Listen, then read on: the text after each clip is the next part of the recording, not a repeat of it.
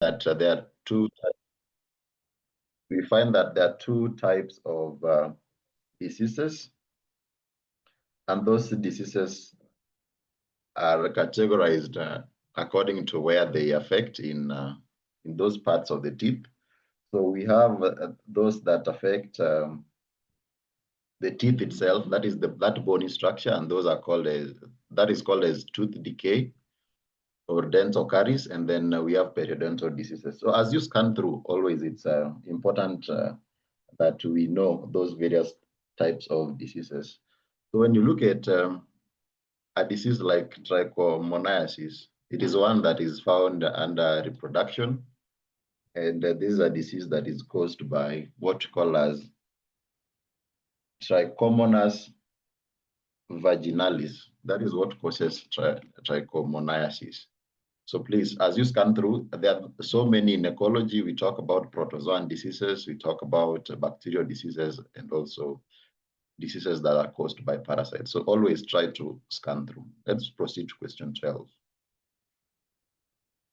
What do you understand by the term ecological niche? What do you understand by the term ecological niche? Yes, anyone?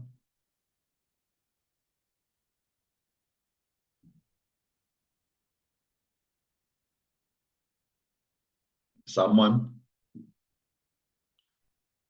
Yes, Quincy, please unmute.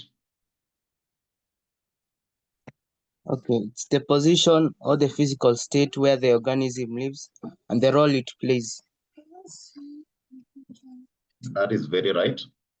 So I just try to liken this to our homes. So always there is this English we always used to say, for example, I find this place so uninhabitable.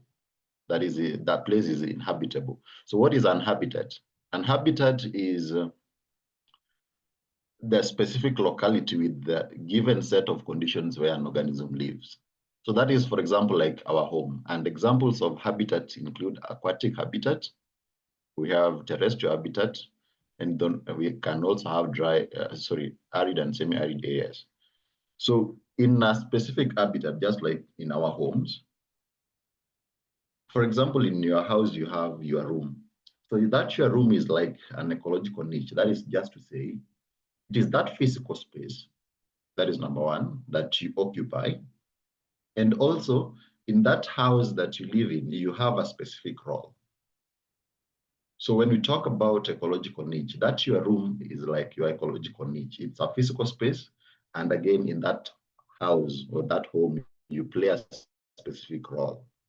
Maybe you're washing the dishes, maybe you are doing some other kind of stuff. That is it. Your physical space and the role you play in our system. And just to refresh our memories, back in Form 1, we talk about precautions to take when maybe doing your collection of specimen. And we are told that always we need to return any live specimen back to its habitat. And that is always to maintain an ecological balance. And the deep reason is to maintain an ecological balance, there is that space and that role that an organism plays in an ecosystem. And that is what we refer to as an ecological niche. That is done. Question number 13. It reads, the diagram below shows the feeding relationship between rabbits and wolves in a given habitat over a period of 25 years. Study it and answer the questions that follow. So part 1, name the type of feeding relationship. So which type of feeding relationship is this?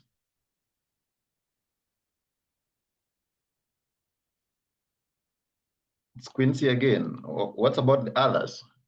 Yes, you can unmute.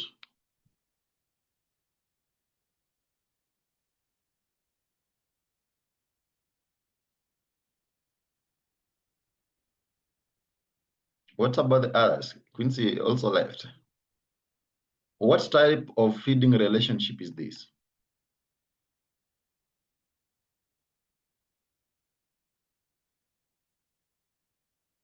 I hope all of you can see my screen.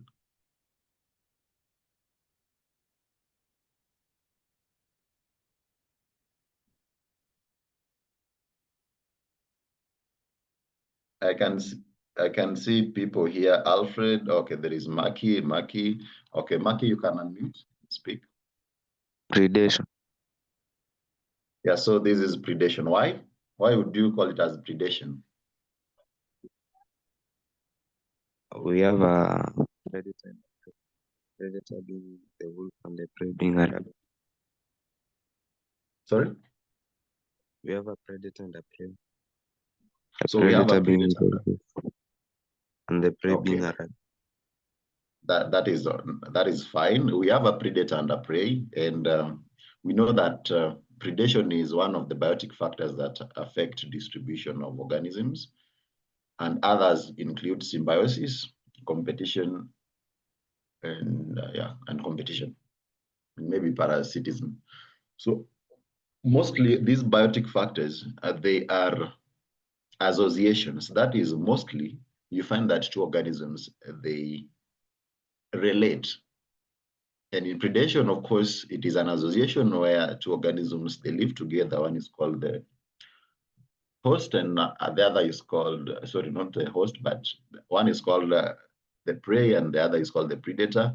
And the predator always feeds on big parts or the whole of the prey. So this predation or prey-predator relationship. So which organism is in the relationship above is represented by curve X and curve Y. Yes, someone, which organism in the relationship above is represented by X and Y?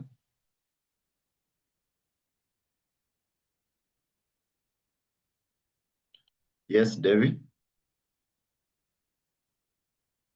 So for the curve X is wolves and Y is rabbits. So curve X is wolves and Y is rabbits. Why would you say that? I'm not quite sure. Okay, that is a good trial. I need someone who will give us an explanation for that, please. Someone else? As I can see Gerald. Gerald, please unmute. I'd try hard a different answer. Okay, yes, please. I'd say X is the rabbit while Y is the wolves. Okay, why? The explanation for that is I believe that the rabbits being the one being preyed on should be more than the predator. Okay, why should they be more than the predator? Because that is now the reason we are looking for. Now I'm not quite sure there. Okay, that was a very good one, very close to it. But I need someone who gives us the clear picture. Yes, I can see Quincy. Yes, Quincy. Okay, for you remember pyramids, for the pyramids. Okay, Yes. when drawing. So for a feeding level, okay, we start with the producers being the most so that it may support the others. That is very true. So Proceed. using that idea, I think for the wolves to be supported, it means that the food must be higher than their number. Okay, that is very right. So X would be the rabbits and Y would be the wolves. And the reason, just like Quincy is trying to explain, is that, remember, the main source of energy is the sun, and it is always introduced into the ecosystem via the producers, of which the producers must always be more. And the reason why they need to be more is always to support the other successive trophic levels. And why do they need to be more? It is because as we increase or as we go up the trophic levels, some energy is lost back into the ecosystem, maybe through respiration, maybe through digestion when we have undigested or indigestible food materials. Some of this energy is always lost into the ecosystem. So to support the successive trophic levels, we need always to have the lower levels, be it maybe, for example, if we have the producers, primary consumers, secondary consumers, tertiary, and quaternary, always the one on the lower side should always be more. And that is the reason why we say that X is rabbits and Y is wolves. So that is that. If there is any question, of course, you can raise up your hand so that I may see. If not, let's proceed to question number. Okay, no question. Let's proceed to question number 14. So the diagram below represents a human reproductive organ. So part 1 is asking, stage 2 adaptations of the structure labeled L to its function. So which is structure? I'll give you time to study that. Maybe I can zoom it in so that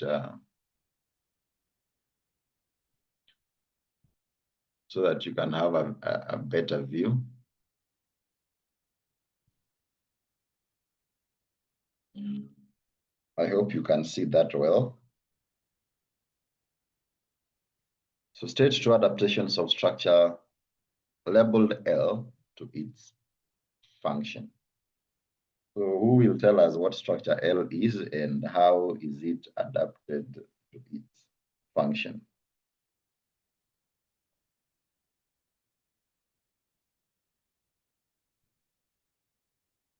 Yes, take your time and study it.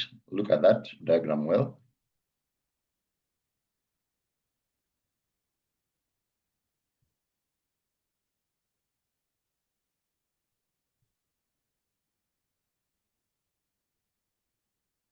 So which is structure L?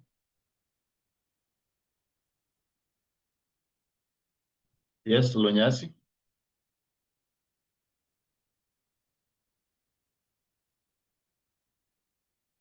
Yes, Lonyasi, you can unmute and speak, please.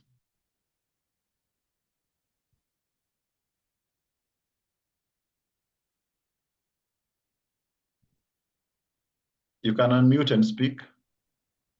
So, what I think is that those are the testicles. How would you label it? Is it the testicles or the testes or the testes? Yes. Which one is that? The testes. Okay, so how is it adapted to its function? It stores sperms for reproduction. It stores sperms, not really. Would you give it another try before maybe you give it to someone else?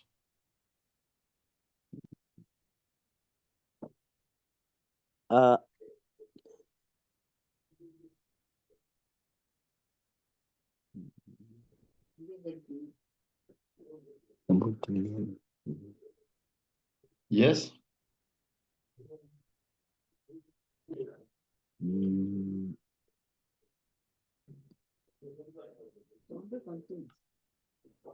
Okay, I think we'll give it to another. That is okay. The structure is the testes, but we need to know what are its main functions. And I hope today you will know that. Yes, Kairi? So I believe the testes are located outside of the body in the scrotum for them to have cool temperature for the process of spermatogenesis. They are located Outside of the body in the scrotum. Okay, but now this is a structural adaptation. You need to identify maybe a structure, and then you talk about how it is adapted. And that is very, very clear to you. Structural adaptation. Stage 2 adaptations of the structure. So it is about structural adaptations. I think I'm trying to dispute your answer in a way that you get to understand this. For instance, we have what we call as water plants. And these water plants, someone can say that they are adapted to utilize that dissolved carbon dioxide in water. That is its adaptation. I don't disagree. But when you are asked about its structural adaptation, You need to say that, for example, if they are, for example, if you say that the adaptation is that they can again use, they have sensitive chloroplast, or sorry, they can utilize light of low intensity. You see, that is an adaptation, but how is it structurally now adapted to that function? It is because they have those sensitive chloroplasts. So that makes it something structural. Okay? Yes. Thank you. So will you give it another trial before we get to someone else? But okay, I still remain with my answer that the adaptation, it is that the testis is located outside of the body in the scrotum for the process of spermatogenesis to occur. That is the function, spermatogenesis. I don't dispute your answer, sir. I am trying to tell you that we are giving structural adaptations. That is to say, in adaptations, there are those that are very structural. That is to say, you need to identify a structure, look at how that structure is modified to perform what function. And I've given you an example. Of course, we know aquatic plants, they can photosynthesize under low light intensity. That is an adaptation, right? Yes. But it is not structural in that you have not identified a structure that is modified to help it perform that function. And now to make it structural, you can say that they have sensitive chloroplasts to enable them trap that light of low intensity. Do you get the difference of what I'm trying to bring to you? Yes. Okay. So then let us give another person a trial. That was good, and I hope you got my definition well. Yes, Meshach, please.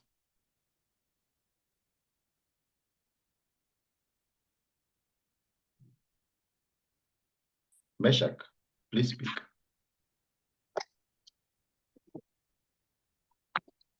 And we say it has the seminiferous gland, which provide nourishment and maturation of the sperms. They have seminiferous glands. Yeah.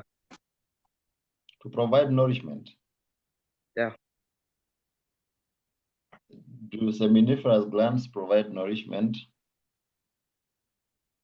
And do we have something we call as seminiferous glands? We have seminiferous tubules.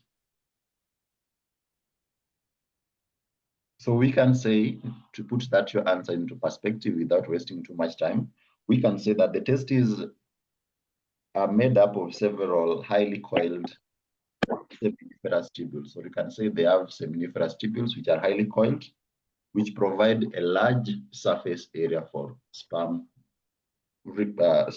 production. Any other? Yes, someone else? Yes, Wamwenge James. For me, I think Yes, it has a scrotum, which aids in protection from mechanical injury and also temperature regulations. So it has the scrotum, which helps in some temperature regulation. That is okay. Someone else? Yes, Kipchumba.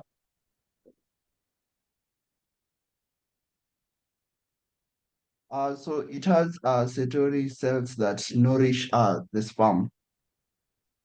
Yes, so it has the Sertoli cells, which nourishes the sperms. Any other? So these are the structural adaptations now of the testes. Yes, Naitawang.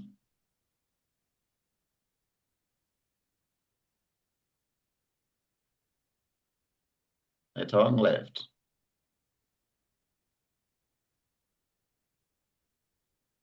Okay, then. So the last adaptations of that testis to its function is to, it has also what you call as interstitial cells, and those interstitial cells, they produce what you call as male hormones, and male hormones collectively are called as androgens. And a very good example of course, of androgen is what you call as the testosterone, which is responsible for secondary sexual male character characteristics.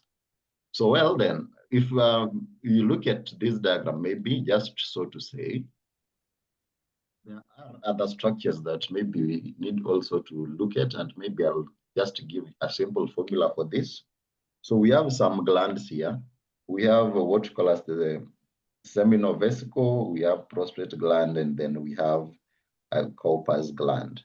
So just this, the way I've mentioned them. When we talk about the seminal vesicle is this gland here below this K here. And then the K one is what you call as the prostate gland. And then this one protruding just before we go to the urethra is called as the Cowper's gland.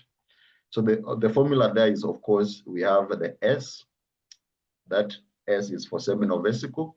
Then we have the P is for prostate gland, and then the C is for Cowper's gland. It is always important to note those glands the way they appear. So they appear in the order of S, P, and C. So that order helps you to at least get to differentiate which gland comes first and which ones comes last. And they come first in that order, just so to say. Sperms are always produced at L, and then they travel all the way through this sperm duct. And the first gland they meet is the S, then the P, and of course the C. So it is also quite important to note their various functions. And the functions are very, very simple. For instance, the one that is on the outside, the first one, that is the Cowper's gland, the route to urethra. That all of them, of course, they produce alkaline fluids. But what are now the functions of these alkaline fluids? So the first one, which is Cowper's gland, the one that is closest to the urethra, it will, of course, neutralize the acidity along the urethra, because that is the first point of contact there it is going to come in contact with. So hii ya kwanza inafagia nje ya hapa. It is going to neutralize that acidity of the urethra. And then now when we go to the prostate gland is a very major gland, and actually here is where sometimes when it swells, people, we say that they have what's called as prostate cancer. So the prostate gland, because it is just close to the Cowper's gland. So Cowper's gland ilishafagia nje ya urethra. So hii ingine itafagia nje ya, of course, at the vagina. So it will secrete that alkaline fluid, which will do two functions: neutralize the acidity of the vagina, of course, because of urine, and also it is the one that will activate the sperms.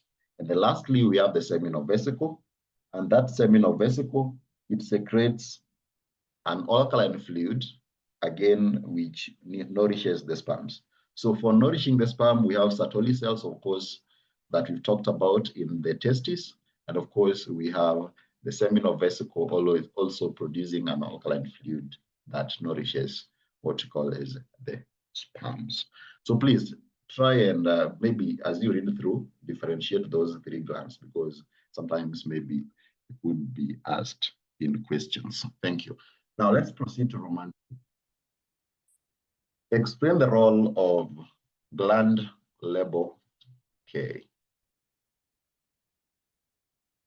So using that formula of ours, we have the SPC, and SPC in the order of through which the sperms travel. So which gland would that be? Yes, Victor Kibe is gone. Which gland would that be? Yes, David? Is it prostate gland? Yes, so that will be the prostate gland. And what are its functions? I've just mentioned those. It secretes an alkaline fluid which neutralizes vaginal fluids and activates sperms. So that activates sperms and also produces an alkaline fluid that will neutralize the acidity of the path through which the sperm is supposed to pass. And that is, of course, the vagina, simply because this Cowper's gland had already neutralized the urethra. So there is nothing else there to be neutralized. Let's proceed. Question number 15. The diagram below shows different developmental stages of a given organism. So please study those different developmental stages.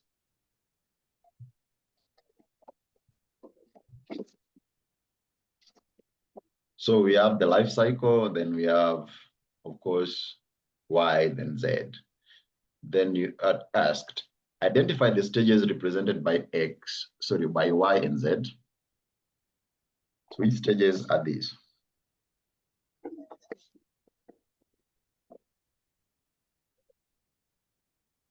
Yes, Davy, your mic is not muted, so maybe you can say something. Which stages are these? All right, so maybe before we go to the stages, this is what we call as a life cycle. And this shows a type of metamorphosis. Which type of metamorphosis is represented by this cycle here? Yes, Mwangi? Incomplete metamorphosis. All right, so it is incomplete metamorphosis. Why would you say it's incomplete? Because one life stage does not look like another one. They are not similar. Really? Okay, that is a good trial. Someone else? Someone you can mute, please. Yes, Ebenezer.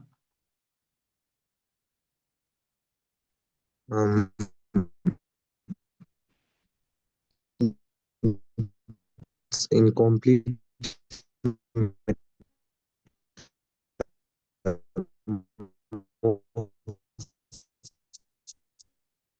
meta since we lack the pupa stage. So that could be one reason there is no pupal stage. What any other reason could we give? I think your network has an issue, Ebenezer. Yes, Sam Innocent.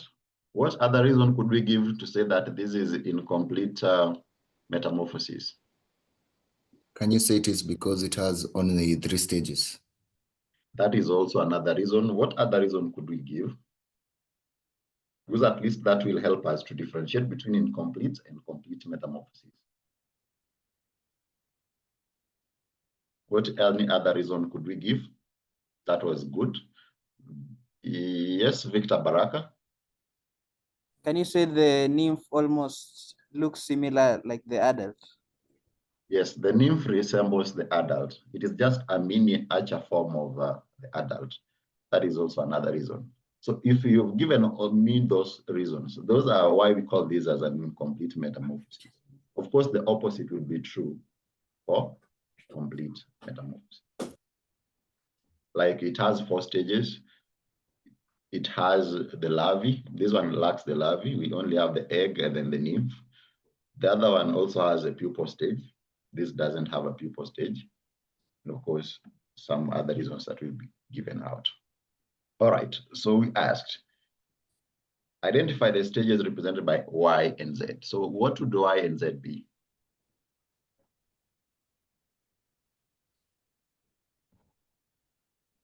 Yes, Amwangi.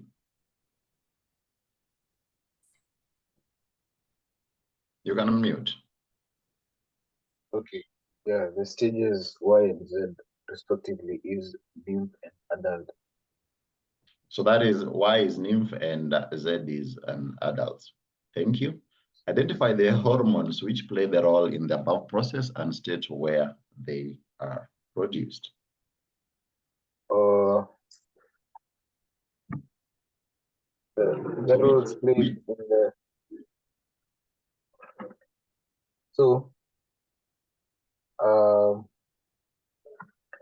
the hormones that take place and the role of the hormones in metamorphosis. I can name 3. Okay, please name them. We have the corpus allata. Is that an hormone? corpus allata, it is secreted in the brain, and it stimulates the formation of the juvenile. I'm asking you, sir. Is Pardon? corpus allata, is it an hormone? Corpus allata.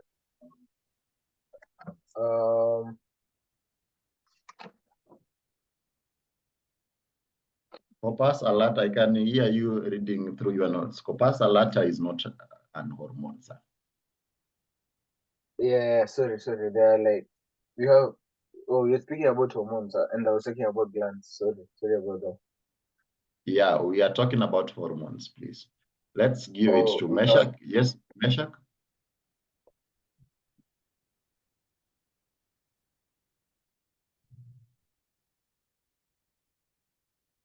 Yes, Meshach, you can unmute.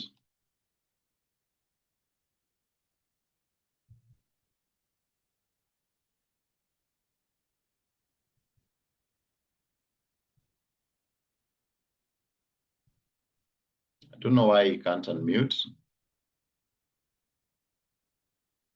Meshach, please unmute. Can you see Okay. the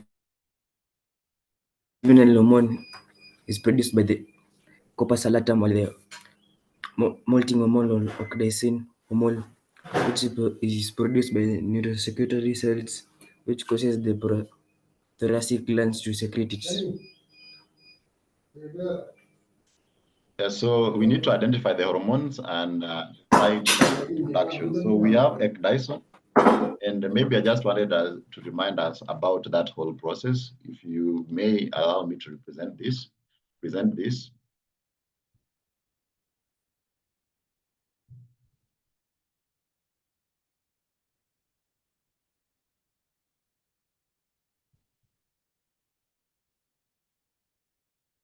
Yeah, so we have it here. Good. So we have three glands that produce these hormones that are responsible for metamorphosis. The first gland, of course, is the corpus allata. Single is corpus allatum, and this is in the brain. And then we have intercerebral gland, and that is also in the brain. And then we have thoracic glands. So these glands, there is a way in which they function. So of course, during the larval stage of an insect, the corpora allata produces the juvenile hormone. So juvenile hormone is produces in corpora allata, which inhibits, of course, metamorphosis, stimulating formation of what we call as the larval cuticle. So it is the one that actually hardens the cuticle. Hence, molting does not always go beyond that larval stage. And then when that larva now matures, that corpus allatum always disintegrates. Of course, that causes the levels of juvenile hormone to drop. Just the same way when there is no fertilization, of course, the corpus luteum in reproduction in human beings, that yellow body, it disintegrates and we don't produce more progesterone. Okay, so now the low levels of that juvenile hormone now in the brain, remember also the intracerebral gland is in the brain. So that low level of juvenile hormone stimulates now the intercerebral glands in the brain to secrete what you call as molting stimulating hormone. But this molting stimulating hormone, it is not having a direct impact on the process of molting. It only stimulates the production of another hormone. So that molting stimulating hormone always stimulates the prothoracic glands now to secrete molting hormone, or what you call as ecdison. So that whole process, when you look at it, it's here. We have the intercerebral gland in the brain which secretes the molting stimulating hormone, which I have said it does not have a direct impact, but stimulates another gland, that is the prothoracic gland, to secrete now ecdison, which causes molting.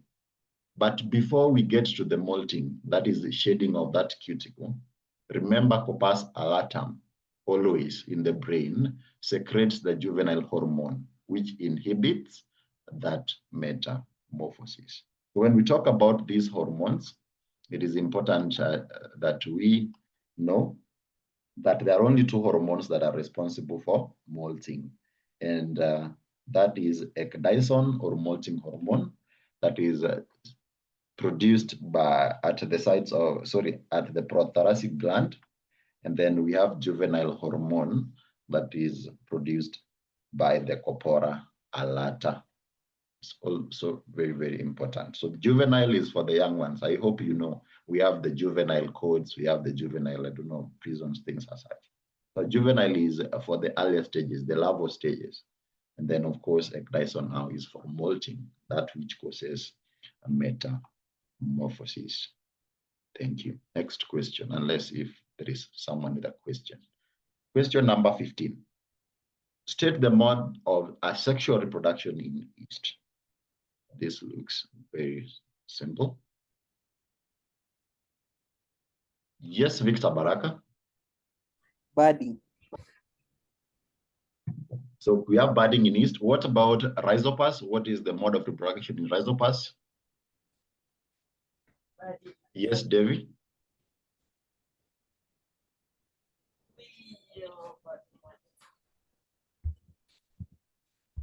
Yes, Devi.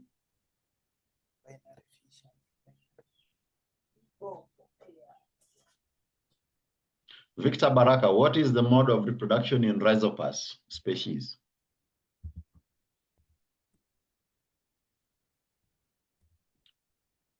Seems like you won't talk. Yes, Yobra, please unmute.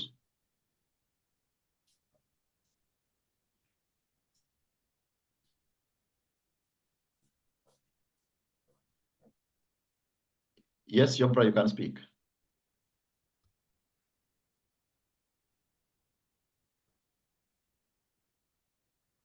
All right, we have Sir Ebenezer. Spore formation.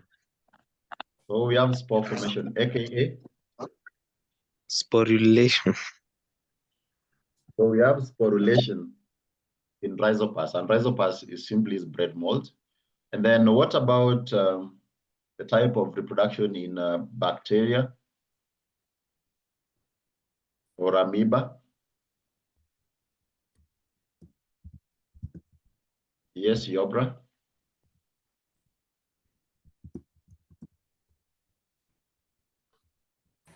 Fission.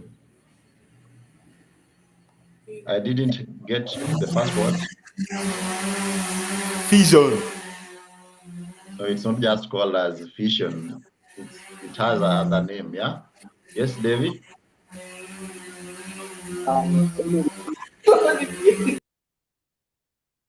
Yes, how do we call it? Binary Yes, so fission. We call it as binary fission. And those are the types of asexual reproduction that we have.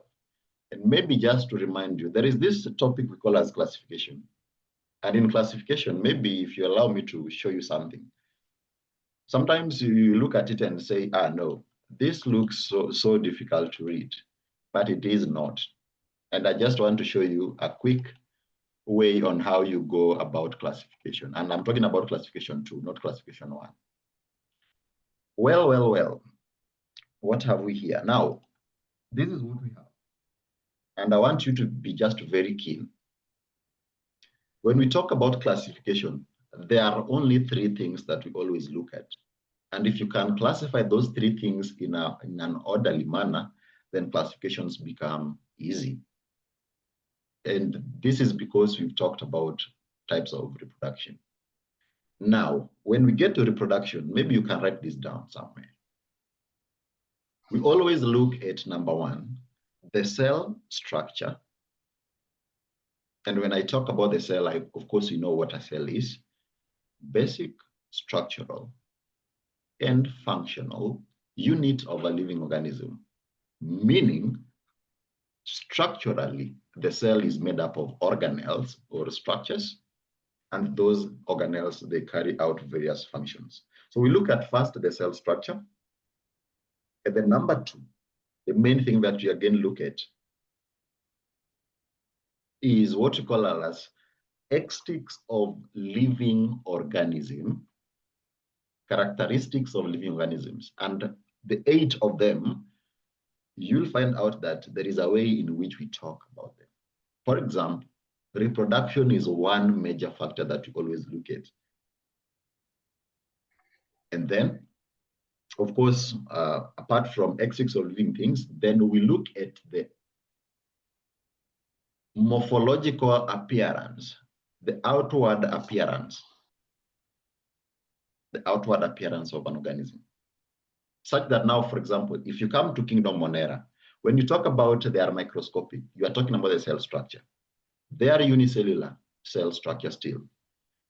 You talk about lac membrane, or they are what you call as prokaryotic. That is still cell structure. When you look at the type of cell wall they have, still cell structure. So that when you group them like that, it becomes easy. So that at least when you are reading, you can compare the cell structure of Monera with the cell structure of Kingdom, maybe Protoctista. So that, for instance, if you look at the cell structure of Kingdom Monera, we say that here the cell walls are made up of proteins and sugars. If you go to Kingdom Plantae, the cell wall is made up of cellulose. So those are the things maybe you need to look at. And then in terms of various extincts of living things, look at these. Most of them are heterotrophic. That is to say, nutrition. So when you look at maybe nutrition in Kingdom Monera, it is heterotrophic. What about nutrition in Kingdom Plantae? Autotrophic. What about that of maybe protozoa?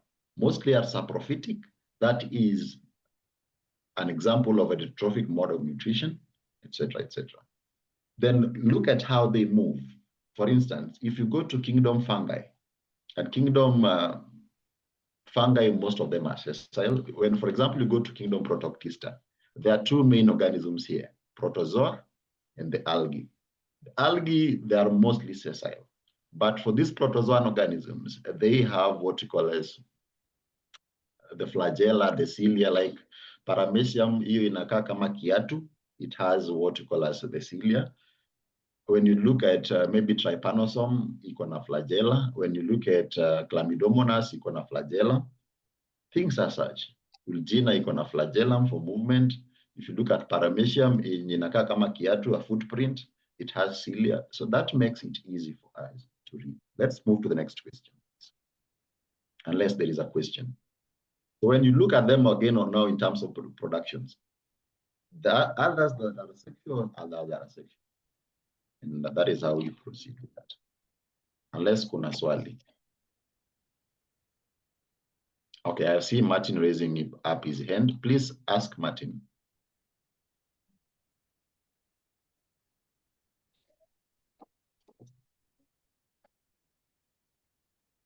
He's left. Brian, you have a question?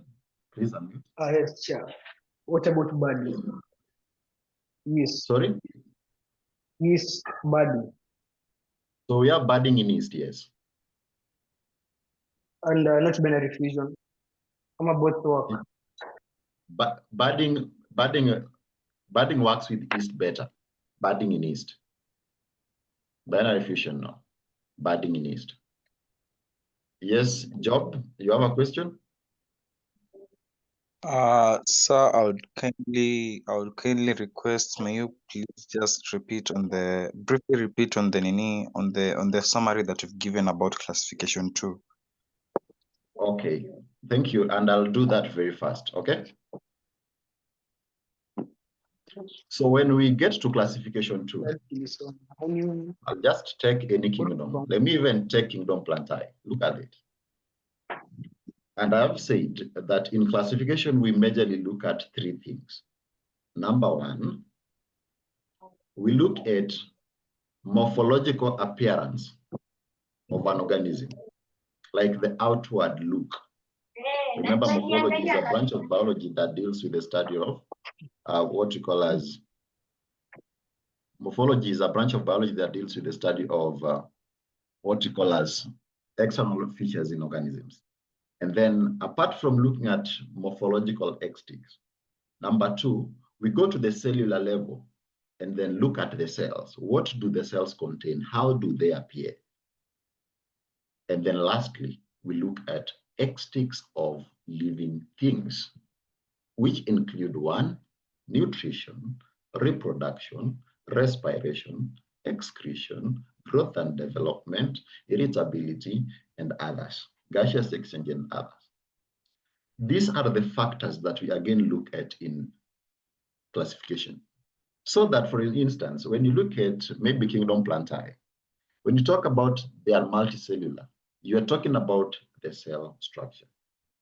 When you say that they have eukaryotic cell, still cell structure. When you talk about their cells having cellulose cell wall, still cell structure. But now look, what about morphological appearance? And this is what we say. For external appearance, we talk about the body is differentiated into leaves, stems, roots, and or root-like structures. That is to say, ukitoka pale nje and you meet an organism like this, of course you will just classify it under Kingdom Plantae. And then, looking at various extincts of living things, majorly we look at the following: 1, nutrition, reproduction, and of course, movement. Those are the 3 main extincts that may be cut across. But now, for instance, when you get to maybe Kingdom Animalia, and then you get to the various classes of Kingdom Animalia, for instance, maybe you get to class like maybe class Insecta. Look at this.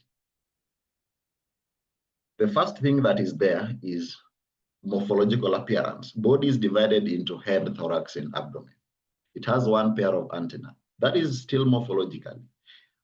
1 pair of compound eyes, morphological. 3 pairs of legs, morphological. They breathe through spiracles. Those spiracles, they can be seen, they're morphological.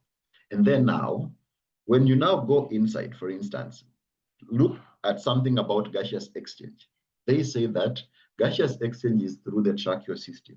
So this is an extinct of living thing. And this is now what is going to differentiate insects from others. Like for instance, when you go to Crustacea, class Crustacea, that is to say, they use what you call as the gills. And if you go to maybe class Arachnida, they use book lungs in gaseous exchange. So that at least when we are trying to look at this classification or these various taxonomic units or tags, we look at those 3 features and then they will help us to know what are we going to talk about. For instance, the very, very most easiest one, look at maybe class Mammalia. Where is class Mammalia? Here. Externally, the body is covered with fat, skin, or wool. They have mammary glands, external. They have 2 external ears, still external. What type of fertilization? Internal. Then how do they carry out gaseous exchange? Through the lungs. Then maybe what type of circulation do they have? That is now in transport. Double circulatory, so double circulation. And that is how we proceed. But now, when we talk about various classes, at least you go into details. And maybe just so to say, if you go to phylum Chordata, when we have phylum Chordata, those with the notochord, what we always look at, or the main extincts that we look at, are 1, the type of reproduction, the type of fertilization, the type of gaseous exchange structure.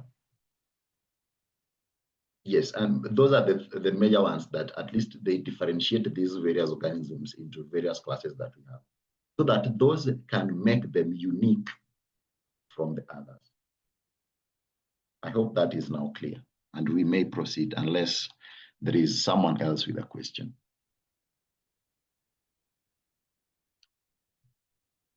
Yes, Lunyasi.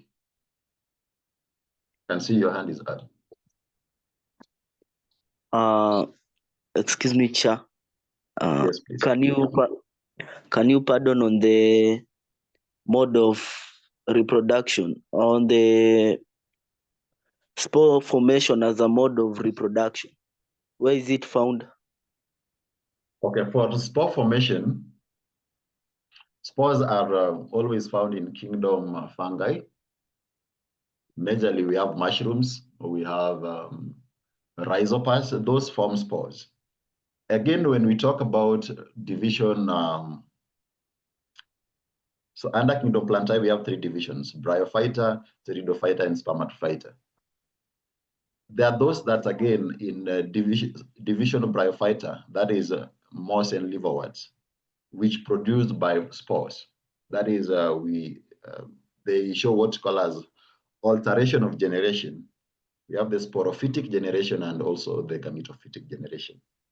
And then also when we go to pteridophyta, that is a fan, we have the sori, which always produce spores. So when we talk about spore formation, we look at all those 3 organisms and we look at how spores are formed. And actually, when you look at something like reproduction in spore formation, it could be in all of those organisms. Let me just show you that. We have spore formation, photosporulation, spore formation. It could be in all those. That is the first one, and where is the second one? Okay. So spore formation, you can see here, it can occur in the rhizopas, and rhizopas is just bread mold. And of course, we have that whole structure where we have horizontal hyphae and vertical hyphae. Horizontal hyphae, of course, are called as what's called as the stolon. Vertical ones are called as the sporangium. The spores are produced by the sporangium. And then apart from that, we can also have, not a budding yeast, sorry. We can also have spores being formed in, this is not very, very elaborate. Let me just show you that in classification. Okay, reproduction classification. So we have bryophytes, maybe let me just get to show you that. Good. Here are division of bryophyta. In bryophyta here we have this capsule, and this capsule always produces spores, of course, which will always go and germinate and give us the gametophytic generation. Also, liverwort has a capsule, and that capsule also produces spores, which will again germinate and give us another generation. Then for fun also, remember we have this major compound leaf called as the front, and it's called as the front because it does 2 functions, both nutritive and reproductive. And then under this pinna, these leaflets, we have the branches, that is that petiole or that stalk. Then under this pinna, we have what's called as sori. Sori are also called as the sporangia, and I hope you note that very, very well. Sori are also called as the sporangia. You can see that here. So all these 3 organisms, they produce spores, and we cannot just limit it to what you call as fungi or rhizopas. So I hope that is clear. Yeah, thank you. All right, thank you. So let us proceed. Question number 16. Name 2 substances that leave the fetal blood through the placenta into maternal blood. So which substances are these?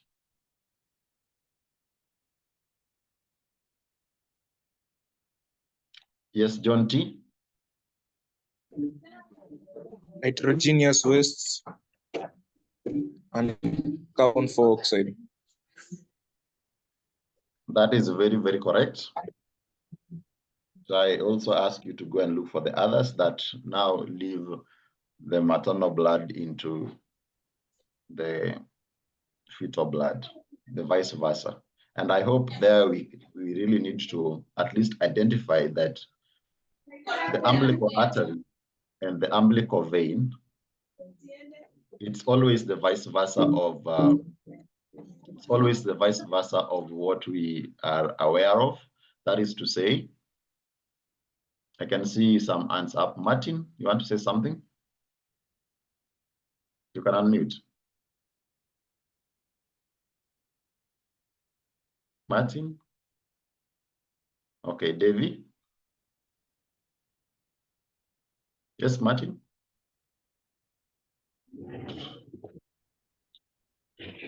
Okay, Cha. Yes, please. Mhm. It's the umbilical artery that carries the waste from the fetus to the maternal blood, while the umbilical vein brings nutrients and oxygen from the maternal blood to the fetal blood. That is very, very right. And also, Martin, if I may ask you. Yeah. Would you be so kind to tell us, in a circulatory system throughout the body, which other veins apart from umbilical vein carry always important substances in the body? Okay, there's the pulmonary vein which carries blood rich in oxygen from the lungs to the heart. Very right. The other Pulmonary one? No, I asked pulmonary about. No, I asked vein. about veins only. So pulmonary vein is the other one. Which other vein? There are two more left. I don't know. Okay, thank you for that. So we've talked about pulmonary vein and of course umbilical vein. There's someone else. We have Anilov Munene. Yes, please, Anilov. The hepatic portal vein.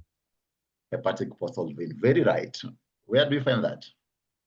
In the it carries the blood rich in nutrients to the liver from the lung.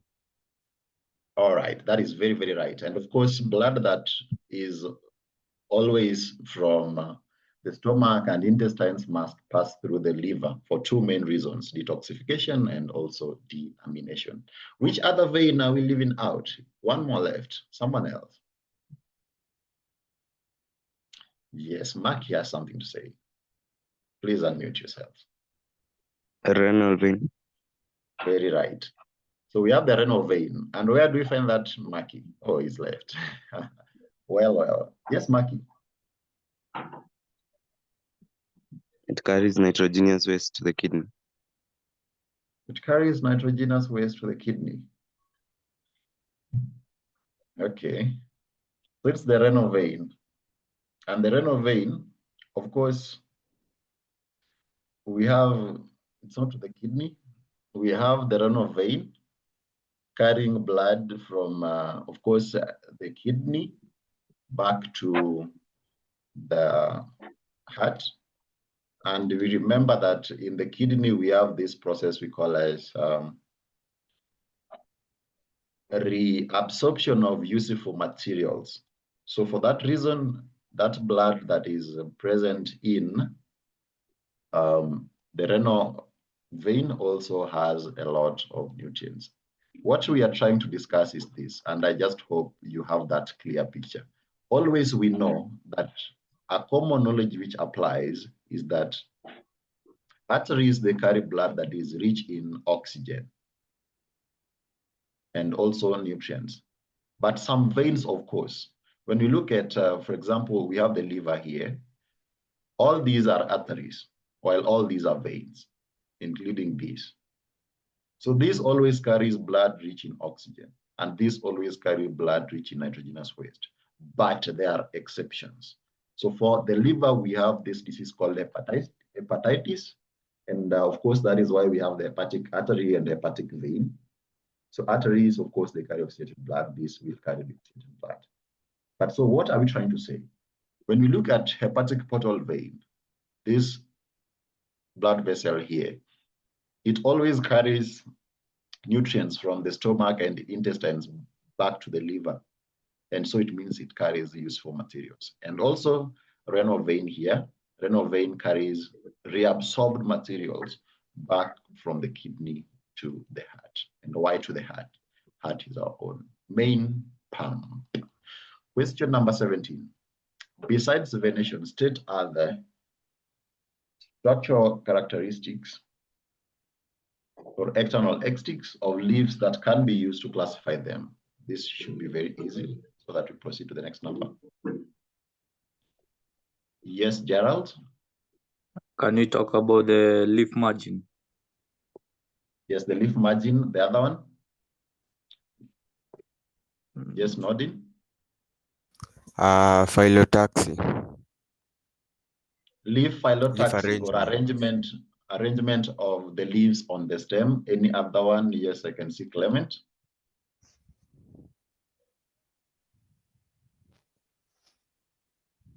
Yes, Davy. The leaf apex. The leaf apex, either pointed, lobed. Any other? I'm not muted, but leaf attachment. Leaf attachment, No. where you can have a sessile Oh. leaf, and a sessile leaf is Yeah. a leaf without a petiole. Yes. Not a petiole, but the leaf stalk. Yeah, that is also the leaf petiole. So we have a sessile leaf, or we can have a ingine. Yes, Joseph.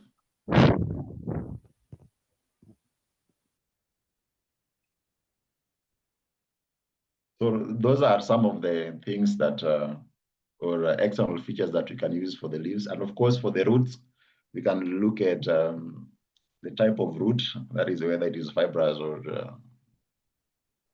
or taproot system. You can look at the flowers, the inflorescence, and others.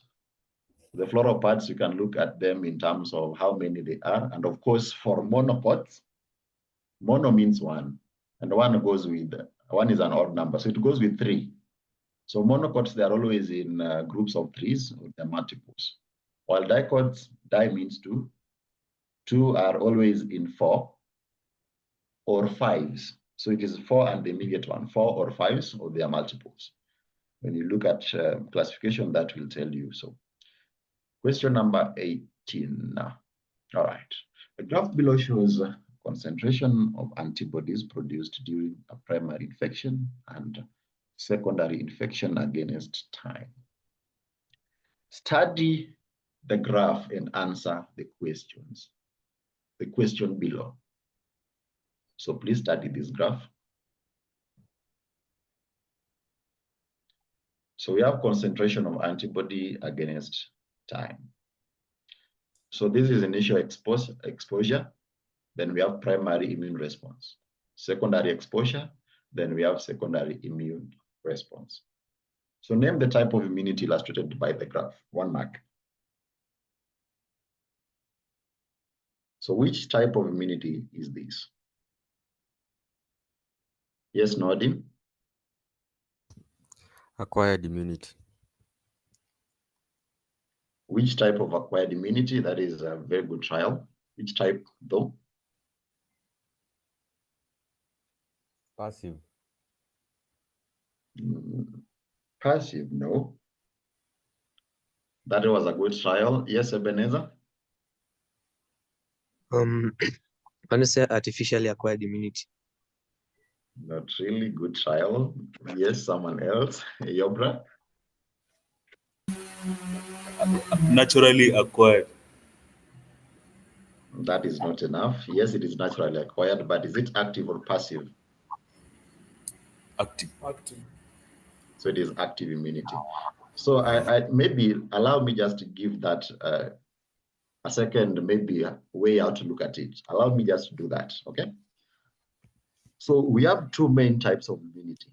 Immunity can either be natural.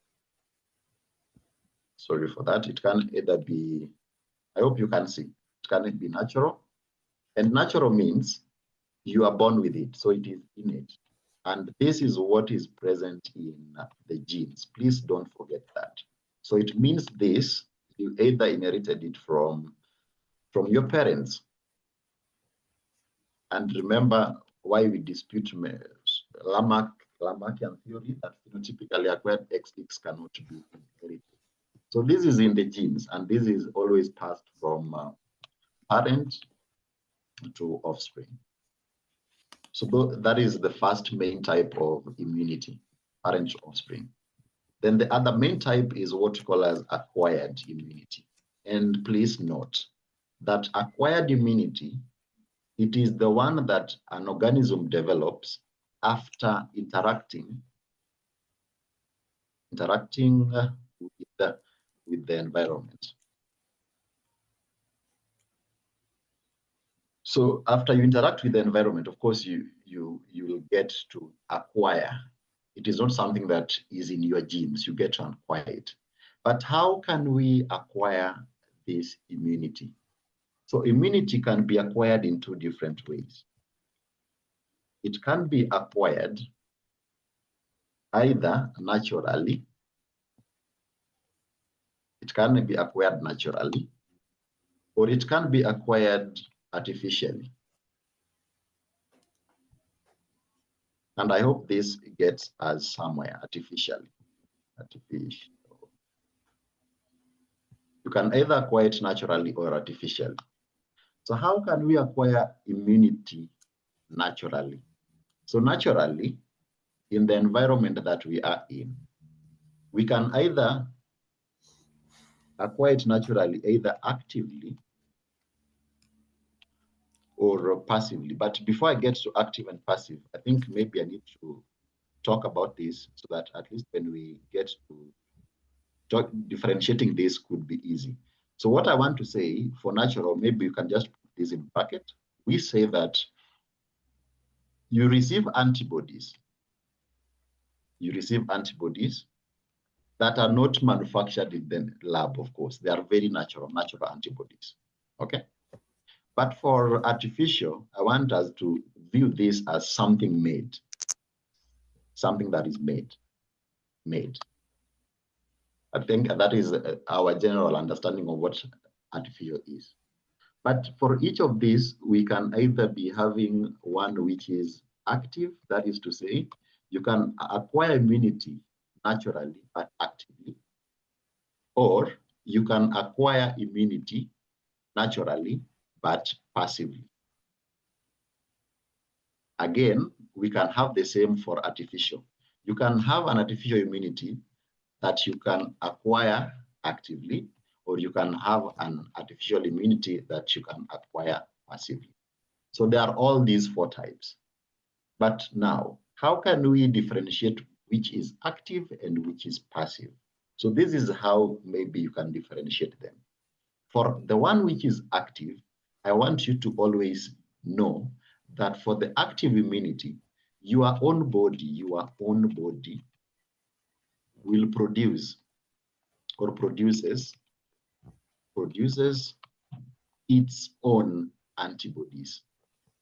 That is what is active. Like mwili yako binafsi, after interacting with the environment, it will produce its own antibodies. And that also applies for this other one which is down here. So maybe I can just copy paste that, and so that you can easily try to differentiate them. So here we can also have that. So your body will produce its own antibodies. But passively, this is how I want you to remember it. It is something that is passed from one person to another. So antibodies are passed. Antibodies are passed. It is just passive, passed from one person, from one organism to another. And that applies for this other one. Antibodies are passed. So for active, your own body will produce its own antibodies. But for passive, these antibodies that you're going to get, they are going to be passed from one organism to another. And what are the examples? And please note that for the active immunity, where your body will produce its own antibodies, okay, that is always a long term, because those antibodies, they stay with you. And a good example of this is when someone is attacked by a disease. So as a result of a disease attack, nobody makes the diseases in the lab unless otherwise, ill motives. So this is acquired from the environment. Naturally, it is not made in the lab, the natural antibodies. And then your body will produce it actively. That is to say, after you are attacked by a disease, your body produces its own antibodies. That is where we find the disease attack, e.g., for example, chickenpox. And then passively, passively, you get antibodies from another source. This could be through colostrum, that is mother feeding the baby, meaning in that milk there are antibodies. So it is passed, but is someone making this in the lab? No, this is natural. Or from the maternal blood during pregnancy. So remember, the mother has her own antibodies, zile ambazo anatumia, but this is different from what is inside the genes. Very, very different. So these maternal antibodies can again pass from the maternal blood into the fetal blood. So it is something that is acquired. The child is interacting with the environment that they are in. Naturally, not made in the lab, meaning they are natural antibodies. And then passively, it is passed from the mother to the fetus. And then now when we get to artificially, we talk about something that is active or that is artificially made, such as vaccine. So this is where vaccination or immunization comes in. So it is acquired, you get it from the environment. Artificially, how? Something made, actively. So in active, where we talk about immunization or vaccination, you are given a vaccine, a dead form of a disease-causing microorganism, and then your body will react by producing its own antibodies. So it will be active. And then for passive, we talk about what we call as anti-serum. So we talk about anti-serum. So anti-serum are antibodies, of course, produced by other organisms. And then, for instance, where we say, if the pigs, they have TB, and then they have antibodies that fight TB in them. And of course, in human beings, we also have tuberculosis. So we can go extract those antibodies. Remember, that is artificial. And then we introduce them into an organism, into another organism, so that they can help fight the same disease. So at least by looking at this in this manner, it makes us to understand it better. So when we talk, for instance, for example, about this question, when you look at it critically, name the type of immunity that is represented by this graph. So number one, there is an exposure to an immune response. And then there is the secondary exposure. So of course, this is something that the person is not born with. Why? This person is already interacting with the environment. So it is natural. That is number one. Natural. And then is it acquired or not? Yes, it is acquired. Why? There is an exposure to a disease, to that environment. And then, of course, the body will respond by producing its own antibody. So it is active. And therefore, that is why this only qualifies as natural, but acquired active immunity. I hope that is clear, unless there is someone with a question. I hope that is clear, unless there is someone with a question. All right. No. Yes, please. Yeah, it's nodding. Yes, I've please. not understood the point of natural, because it's natural. So where do you see natural appearing? You can see it here. Yeah. Right. And again, we Yes. can see it here. Sindio? So there are two main types of immunity, easy mbili, okay? We can have those two, okay? Yeah. Yes. So there is one natural immunity that is general, and that natural immunity, you can also call it as an innate, inborn immunity. And this, I'm trying to say that it is in the genes. That is always passed from parent to offspring. That is from both mother and father. They get the genes and they make the child. So that child in itself is inheriting those genes. For immunity. Yes. Then the other major one is acquired. And acquired simply means that they interact with the environment and then they get these now antibodies. Okay? So about the question itself from the graph, we are shown Yes. there is exposure. So how can that be natural? Okay. Naturally acquired. So number one, it is exposure, so it is acquired. Hapo si tunapatana. Hapo tuko sawa. Good. Then what type of natural? Sasa, sorry, what type of acquired? Hapo ndio sasa tuko, si ndio? Na ninasema acquired, it can either be acquired naturally, okay? Oh. Or it can be acquired artificially, si ndio? So naturally you can acquire it when you have natural antibodies zenye hazijatengenezwa kwa lab. And how can this occur? When someone is attacked by a disease, or maybe passively, si ndio? Yes, So how will you call that type of immunity? It is naturally acquired but active, kwa sababu kuna first exposure na kuna second exposure. Exposure. Sio, tumeelewana hapo? Sawa. All right, unless there is another person with a question, we will proceed to question B. So question B nasoma. In a blood test, a few drops of anti-B serum were added to 2 samples of blood separately.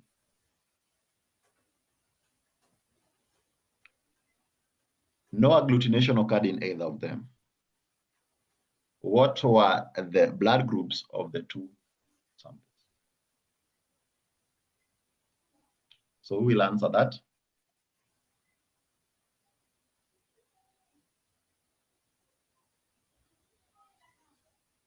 What were the blood groups of the 2 samples? Yes, I can see Zinel. Zinel has not talked. Yes, Zinel, please. Excuse me, Cha. Yes, please, sir. What is agglutination? Agglutination is what we call as clumping of the red blood cells. In any case, there is a wrong transfusion that has been made. Also, agglutination also referred to, when you look at white blood cells, agglutination can also refer to when used in the context of white blood cells. We have 2 main types of white blood cells, granulocytes and granulocytes. The granulocytes are also called as phagocytes, include eosinophil, basophil, and the other one I think I've forgotten. And then we have the granulocytes, and the granulocytes include the macrophages, and not the macrophages, but the myocytes, and of course the lymphocytes. So the lymphocytes, they produce antibodies, and those antibodies include opsonins that adhere to the surface of bacteria or any other disease-causing microorganism. Or we can have antitoxins that neutralizes the toxins, or agglutinins, which cause clumping of microorganisms that cause disease together. So agglutination can refer to those 2 things. But in the case or context of blood transfusion, it refers to clumping of the red blood cells together. Yes, so will give us the response. Wamwenge James, please. Okay, I think the answer is supposed to be A and O. Is it correct? Why A and O? I think it is because they have said anti-B serum, meaning that if the sample is added to either of the blood, it's supposed to glutinize if it had a B, like an antibody B reacting with an antigen B. Agglutination will occur.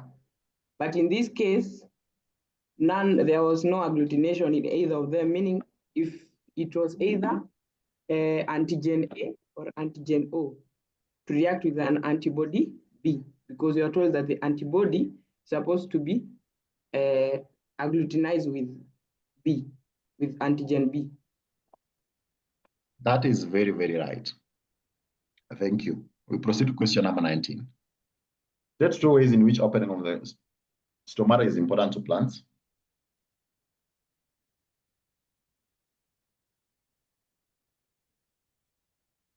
Is Abdi Zirak?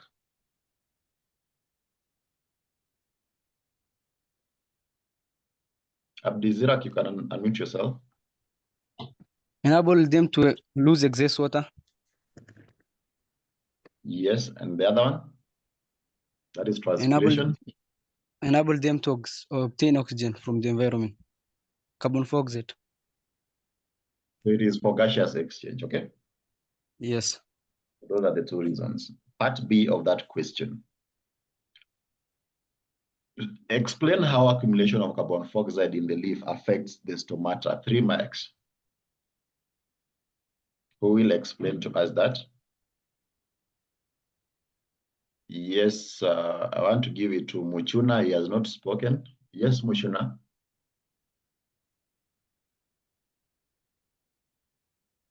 Muchuna, you can unmute yourself.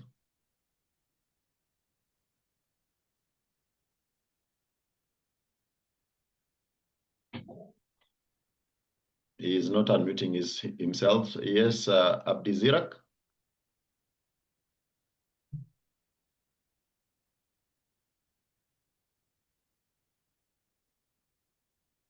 Yes, Abdizirak, you can unmute yourself and tell us how carbon dioxide accumulation affects the leaves.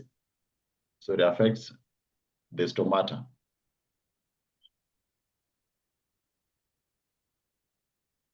He's not talking. Yes, Mike, Nordin, you'll allow me to give this chance to Mike. Mike Oxlong.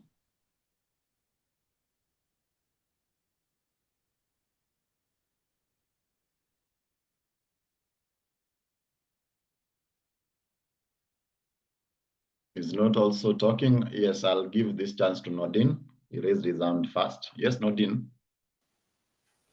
Accumulation of carbon dioxide creates an acidic environment which is suitable for the action of enzymes which break down starch to glucose, increasing osmotic pressure of the guard cells.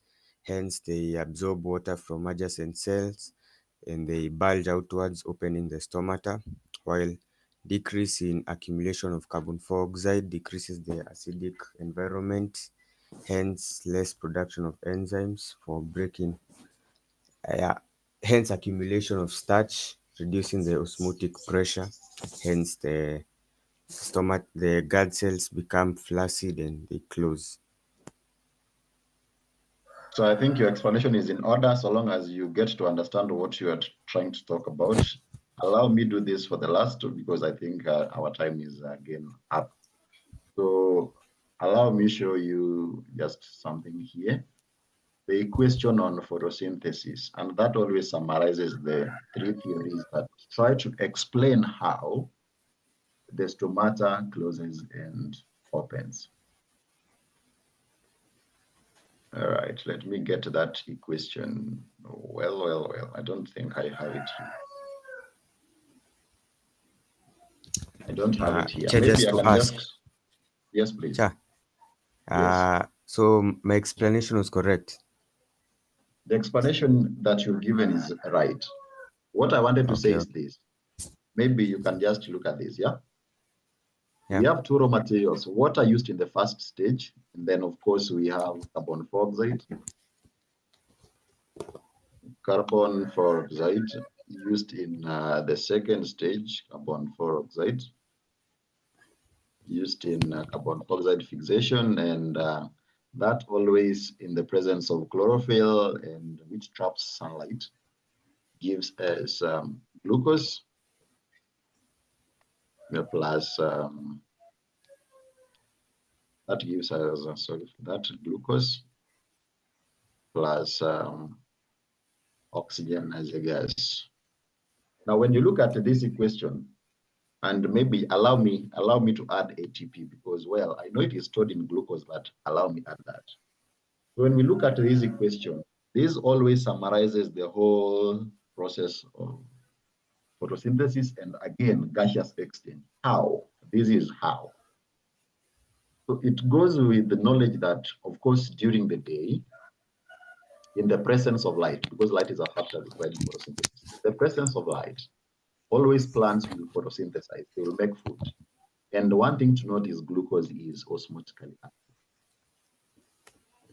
So that during the day when we make glucose, that is the first theory, photosynthetic theory. When we make glucose, it is osmotically active. So therefore, it means that it will increase the osmotic pressure of the gut cells. Hence, the gut cells will draw in water from the adjacent epidermal cells by osmosis. And then the stomata will open due to that uneven thickness of the gut cells. Then the vice versa occurs during the night. In the absence of light, there is no glucose made. Of course, those gut cells will lose their osmotic property. That is photosynthetic theory. It simply talks about this guy here called glucose, and that is number one. When you get to now what's called a starch-sugar interconversion theory, it deals with the pH. So which pH are we trying to talk about? So that is number one. pH, we're talking about carbon dioxide, and how is carbon dioxide now related to this? So number one, carbon dioxide is an acidic gas. So it means that if it is high, of course, the pH will go low. And when it is less, then it means the pH will, of course, increase. But now remember, just so that you don't forget, glucose is osmotically active. Starch is osmotically inactive. So in any case, you forget which one is to be converted during the day, please know those properties, the two. Glucose is osmotically active. So that we say that during the day, plants, they will use or consume, they will consume carbon dioxide, of course. And when they consume that carbon dioxide, that CO2, it means that the pH is going to increase. And that means that, of course, starch is going to be converted to glucose. And glucose, of course, we know its property. It is osmotically. And the vice versa now occurs during the night. And that is what the question was trying to ask us. Vice versa is to say, during the night, in the absence of light, plants, they don't photosynthesize. They won't use carbon dioxide. So it means that its concentration is going to be high. So the pH is reduced from 7 maybe to 1. And that will now favor the conversion of now glucose to starch. And starch is osmotically inactive.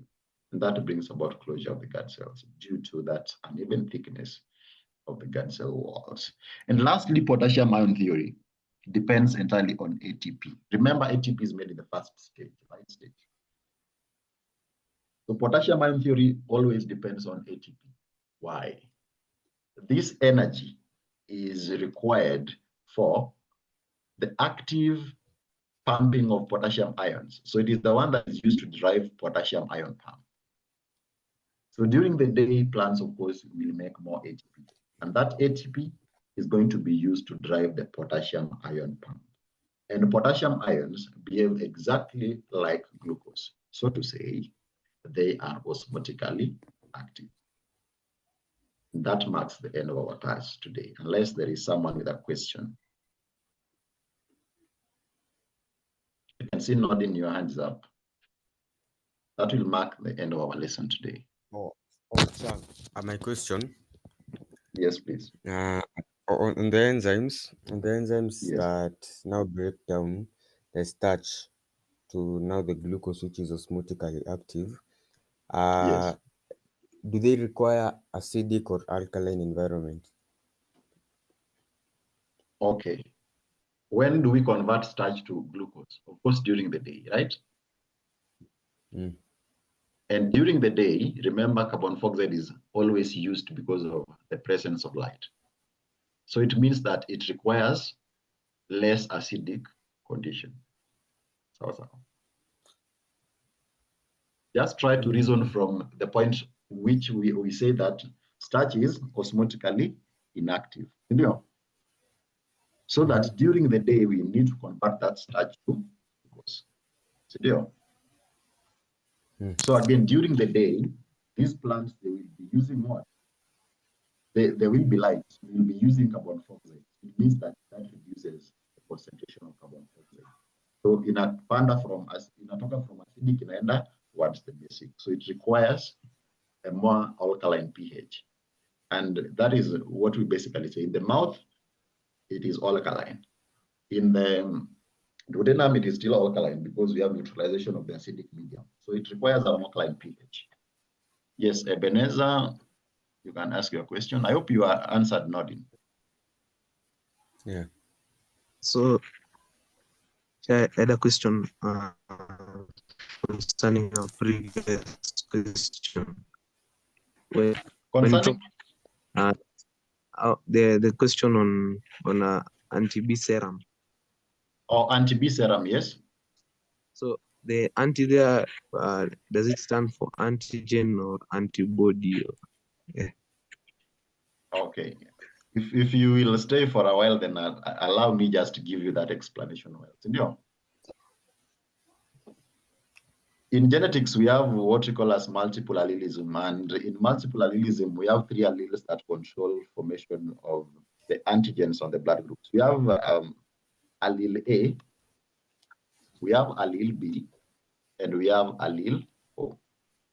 So allele A is dominant, and therefore it can be found in 2 possible combinations. We can be having AA or AO, and all of these are responsible for formation of antigen A. That is what we say. For B, B is also a dominant allele, so that it can we can have 2 possible combinations. Remember, allele always occur in pairs; they're not single, and that is Mendel's first law. So we can have B or BO, and then for allele O, this is always recessive. We can only get it in recessive form. So when we have those alleles OO, they always prevent formation of either of the antigens. So this will be responsible for antigen B. And then, because these are both dominant, they also show what we call as co-dominance. So if you find both allele A and allele B, because they are codominant, you can find this also another possible combination. You can find combination AB.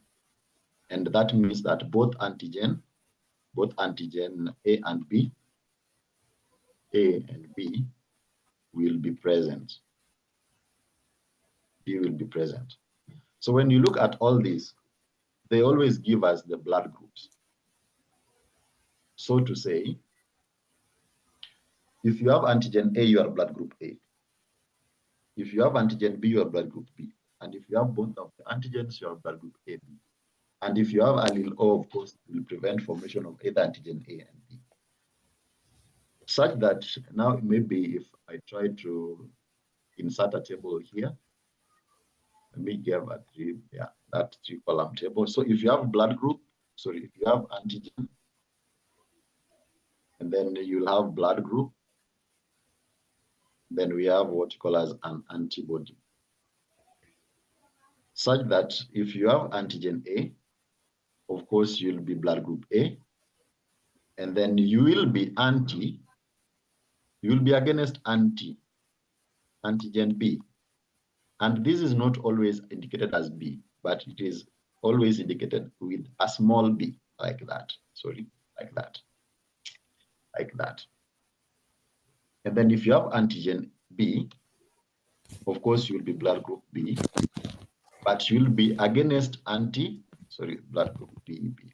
So that group B. And of course, you'll be against antigen. So you'll be against antigen A. But how do we indicate this? Not with a capital letter, always indicated by small letter A. And then, of course, if you have both of the antigens, maybe if I just insert that. Of course, if you have both of the antigens, antigen A and antigen B, you will be of blood group A, B. And of course, if you have both antigens, you will lack the antibodies. And then if you don't have any antigen, nil, you will be of blood group O. Sorry for that, O. And of course, because you lack both the antigens, then you have both the antibodies. So you'll be against anti, so you'll be anti-B, sorry, B, which is denoted by B, small b. And then also you'll be anti and anti-A, which is always denoted by a small a. So to answer your question, that is what we are basically talking about, okay? And now, using that information, now you can draw your crosses. And of course, that will, again, just give us maybe, if we, okay, if you have something like that, so maybe, so maybe if you have, that is too much, but okay. I'll just insert and then draw a table so that I can have something here. And then I get my table properties. Okay. So here I can have the donor. Na hapa juu tunaweza kuwa na recipient. Of course I can't write here, but hapa juu tunaweza kuwa na recipient. We can have a recipient here, recipient. And then we can have the donor here. So that hiyo tuachane nayo kabisa. Haitajichora. So recipients can be a blood group A or blood group B or blood group, sorry for that. Blood group B or A, B or O. Same as donor. Donor can be of blood group A, can be of blood group B, can be blood group, this ones I think I can just add simply like that. So we can have A, B, or we can have O. So what is important while doing blood transfusion? This A, haifai kuwa same na this A. That will lead to an agglutination. So this will give us agglutination. Because they are always against each other. Venye tumesema tu hapa. A is against this A. So it is an anti-A. So that when we have A, you'll have antibody B, and then here we'll have antibody A. Of course, here there is none. And then here we'll be having both antibody A and antibody B, A and B. So that what do we need to look at? Unaona tu unaangalia hapa. This anti-B means it's against this antigen. So B and B cannot get along. And A also cannot get along. So for that reason, unakuja tu unaangalia. Kama recipient ako na B, na huyo ako na A, so that means that B and A, they can go along. They are not similar. So we can say no agglutination. Alafu A, this small a, this antibody A, and this A, they also can't go along. No, for B and A, this is a yes. No, sorry, it's a yes. They can go along because they are not similar. B and antigen A. So for A and A, that can't go along. So here is a no. And then here, because there is none, so it will be a yes. There is no antibody there, so it is a yes. And here, because we have both A and B, this A will agglutinate with A. So here is a no. And then that same thing applies to all of these ones. So B with a B. So this is a no, there will be agglutination. Then A and B, there will be no agglutination. And then A, apple, hakuna antibody, so it's a yes. So here, B will agglutinate with B, so here is a no. And you do the rest for the others. Upper B na B, there will be agglutination, so you say no. Then upper A na A, so you say again there no, kwa sababu A will agglutinate with A. Then here, yes, because there is no antibody.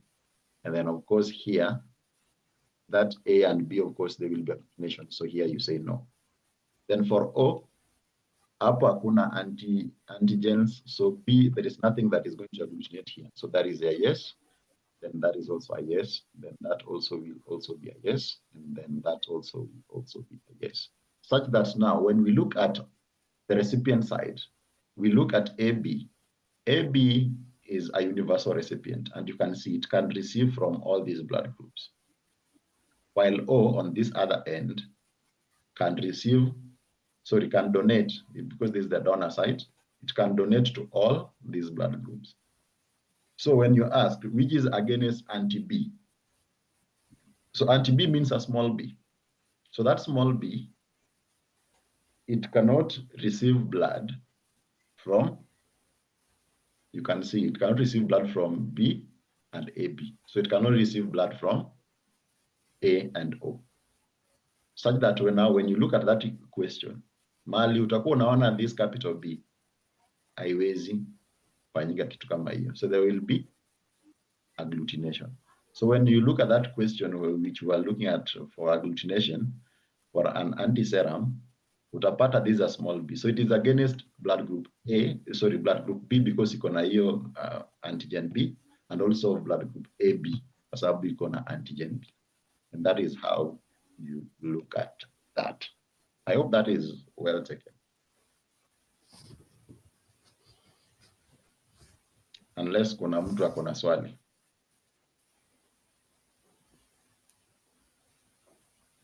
All right, you have a blessed day ahead, and thank you for being with me till that late.